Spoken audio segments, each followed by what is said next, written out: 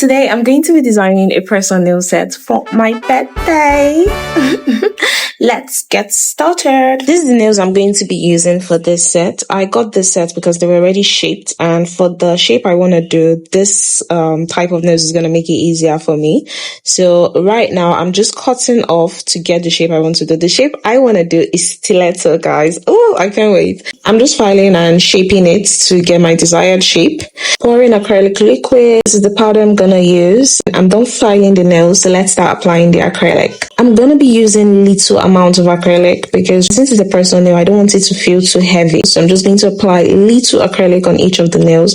So now I'm just applying the acrylic. Just that little amount I took is what I'm going to spread all over the entire nails. I'm also careful so I don't get too much acrylic, especially on the side that's going to be next to my nail cuticle. And you can see how smooth this already looks. So that's done. I'm putting on my gloves because I'm going to be using an airbrush for these nails. While using your airbrush, you don't want to get too close to the nails, just depending on how you want it to come out, right? If you really want it to be very sharp, to be really bold, then you can get as close to the nails. But if you want it to just be faint, then you need to put your airbrush a bit further from the nails. So you can see when I start off, I put my airbrush a bit further, but then once I see, okay, I want more of it, then I bring my airbrush closer. Or, you just have to figure out what works for you anyway. I'm going to go ahead and do this for the remaining nails.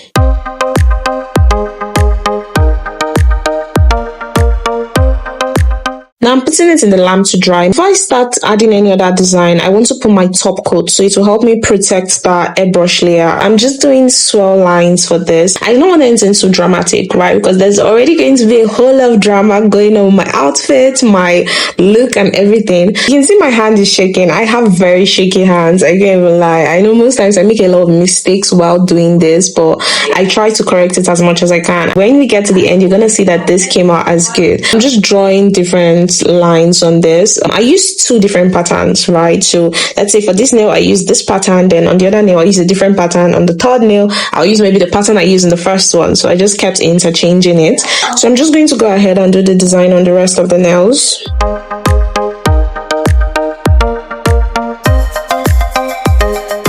Now I'm putting it in the nail lamp to dry. Next, I'm going in with my top coat to seal all of this design in. But check out this nails. It already looks so good. I'm just going to apply top coats to the rest of the nails.